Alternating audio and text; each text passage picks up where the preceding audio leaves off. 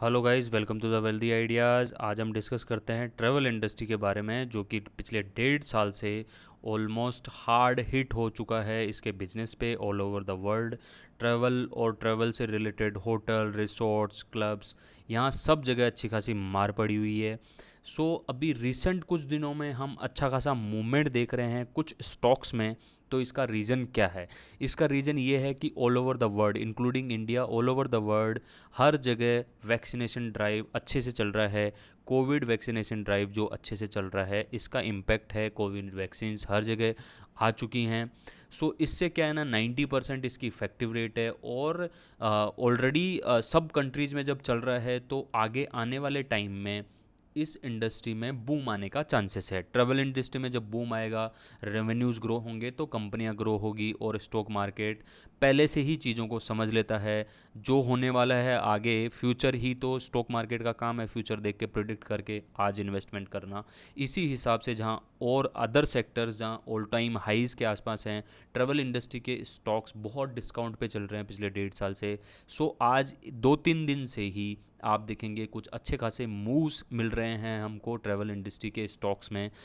आज हम अभी जो रिसेंटली जिस स्टॉक के बारे में डिस्कस करेंगे हैं, वो है Mahindra holiday and resort private limited. जो क्लब महिंद्रा के नाम से आपने बहुत सारे इसके ब्रांचेस देखे होंगे। ये मेंबरशिप बेस काम करते हैं इनके ऑल ओवर यूरोप और फिनलैंड और एशिया और इंडिया के अंदर स्पेशली इनके बहुत सारे रिसोर्ट्स हैं।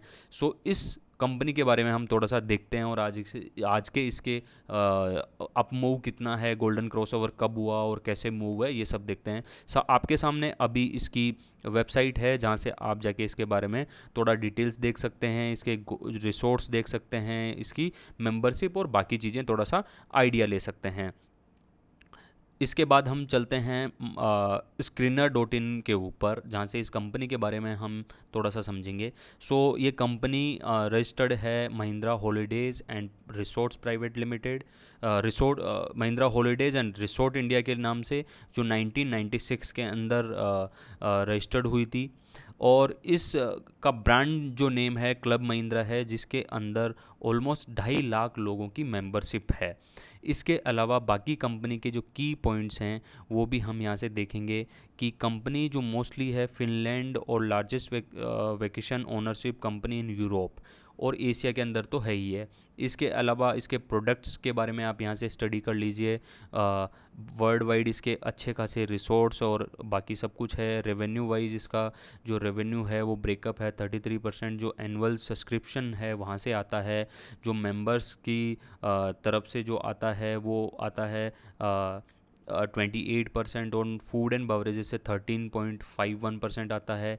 इसके अलावा जो कंट्रीब्यूशन है वो 43% contribution Mahindra holiday and resorts की तरफ से है। और क्लब जो रिसोर्ट्स हैं उनकी तरफ से 57% जो रेवेन्यू कंट्रीब्यूशन है। डिस्ट्रीब्यूशन नेटवर्क के अंदर आप देखते होंगे हर सिटी, छोटी मोटी इंडिया में खासकर सिटीज़ के अंदर इसकी ब्रांचेस आपको देखने मिल जाती है, एयरपोर्ट्स पे देखने मिल जाती है क्लब महिंद्रा के नाम से। 120 इसकी ब्रांच ऑफिसेज हैं, जो सेल्स ऑफिस और पार्टनर्स हैं इनके, चैनल पार्टनर्स। इसके अलावा इनका 192 partner, hotel partner across India, जहाँ से 100 डेस्टिनेशन पे लोग काम करते हैं। रिसेंट डेवलपमेंट्स भी आप देखेंगे, और फ्यूचर प्लान्स के अंदर ये गोवा, केरला, हिमाचल प्रदेश और महाराष्ट्र में अपने और रिसोर्ट्स डेवलप करने के प्लान कर रहे हैं। जो मार्केट कैपिटलाइजेशन है कंपनी की, जो कल के जो भाव थे उसके हिसाब से 3124 करोड़ की है। करंट जो लास्ट डे का प्राइस था वो 234 चल रहा है।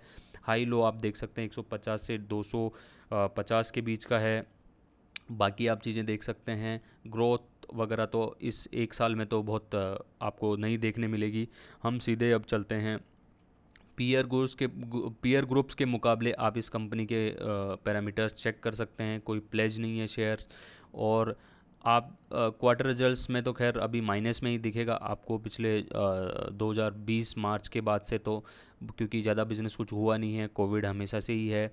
इसके अलावा अपने को देखना है कि इसके पहले कितना क्या था, जो प्रॉफिट्स और ये जो थे प्रॉफिट एंड लॉस में आप देखेंगे कि 2010 से लेके आप इसमें पूरा पूरा आप चेक कर सकते हैं। ये 2020 से लेके 21 के बीच में थोड़ा माइनस में आपको दिख रहा है।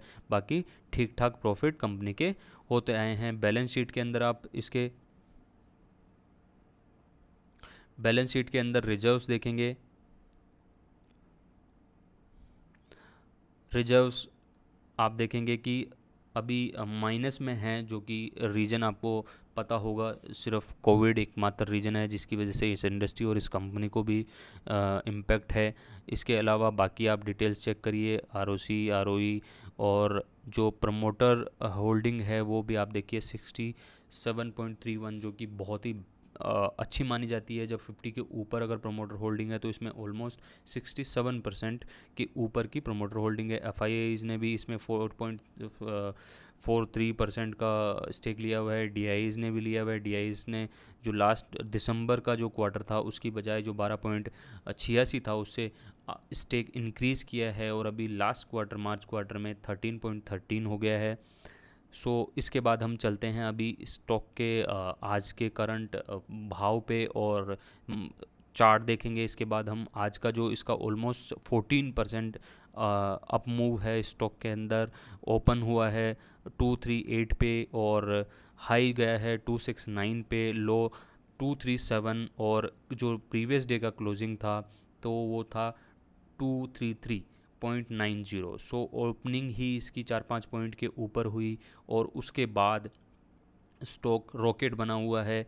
इसके अलावा इसका चार्ट्स देखेंगे अपन, तो चार्ट्स में आप देखेंगे कि हम डेली चार्ट पे जो मूविंग एवरेज की मदद से देखते हैं, ये एक्सपोनेंशियल मूविंग एवरेज का गोल्डन जो क्रॉसओवर जो स्ट्रेटजी है उसके अगेंस्ट हिसाब से हमने 48 की ईएमए और 13 की ईएमए लगाई हुई है और इसके साथ में 200 की ईएमआई लगाई हुई है। तो आप देखेंगे कि 21 को इसमें गोल्डन क्रॉस ओवर हुआ है। इसके बाद से स्टॉक रॉकेट बना हुआ है और अच्छी खासी अप मूव देखने को मिल रही है और नीचे राइट नीचे इसमें 200 ईएमआई का सपोर्ट है।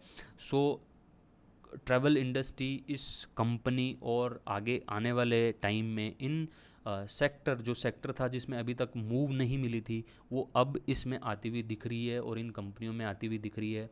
आगे जो है अभी इनका जो फ्यूचर है इन कंपनीज़ का, कोविड के पॉइंट ऑफ व्यू से जो सारे रिस्ट्रिक्शंस और लॉकडाउन्स लगे हुए थे जो बिज़नेस में इम्पैक्ट था वो अब दूर होते हुए हमको दिखेगा आने वाले 1 से 2 क्वार्टर के अंदर।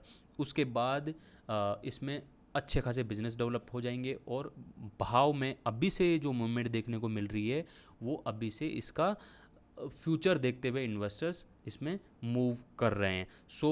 हमें भी इसको अपनी वॉच लिस्ट में रखना है और अपने प्लान्स बनाने हैं टूवर्ड्स इस इंडस्ट्री अगर अपने को कोई स्टॉक्स समझ में आते हैं।